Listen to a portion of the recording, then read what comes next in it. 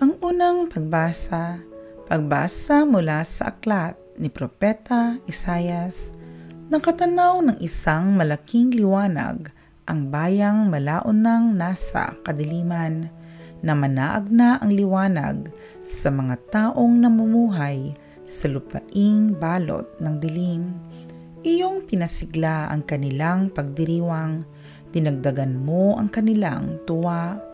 Tulad ng mga tao sa panahon ng anihan, tulad ng mga taong naghahati ng nasamsam na kayamanan, nilupig mo ang bansang umalipin sa iyong bayan, tulad ng pagkalupig sa hukbo ng Madian.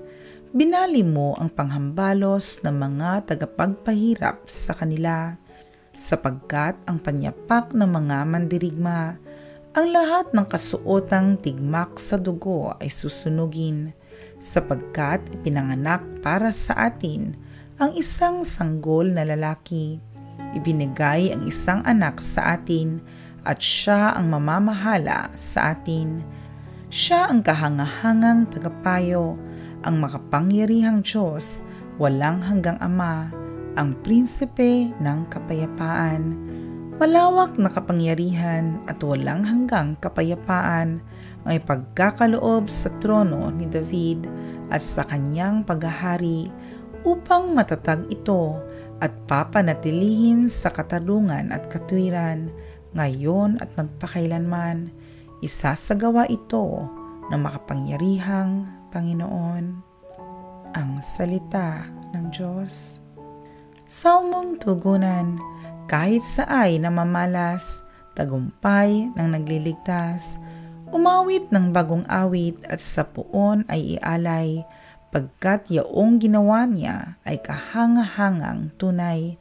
Sa sariling lakas niya at taglay na kabanalan, walang hirap na natamo, yaong hangad na tagumpay. Tugon, kahit saay na mamalas, tagumpay ng nagliligtas. Ang tagumpay niyang ito'y siya na rin ang naghayag, sa harap ng mga bansay, nahayag ang pagliligtas.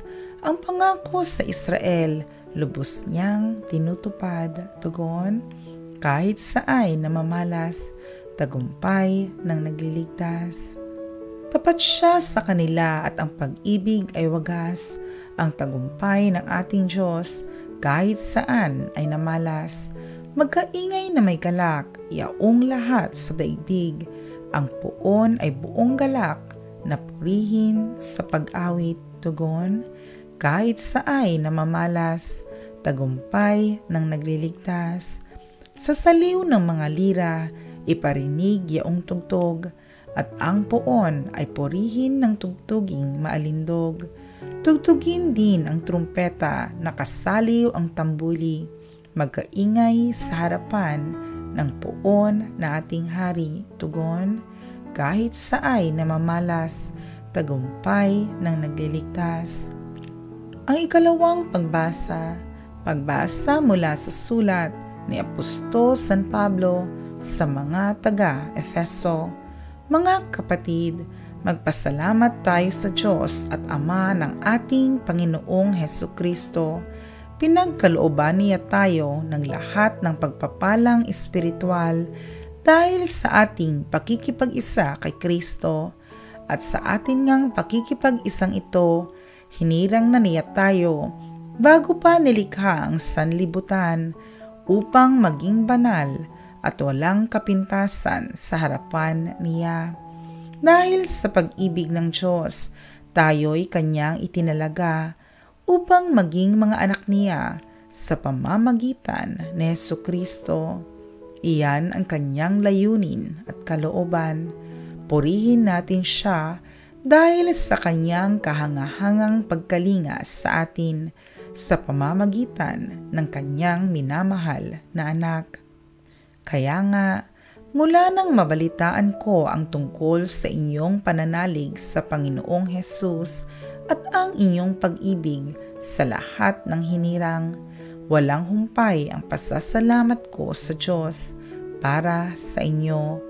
Inaalaala ko kayo sa aking panalangin at hinihiling sa Diyos ng ating Panginoong Hesukristo, ang dakilang Ama, na pagkalooban niya kayo ng espiritu ng karunungan at ng tunay na pagkakilala sa Kanya.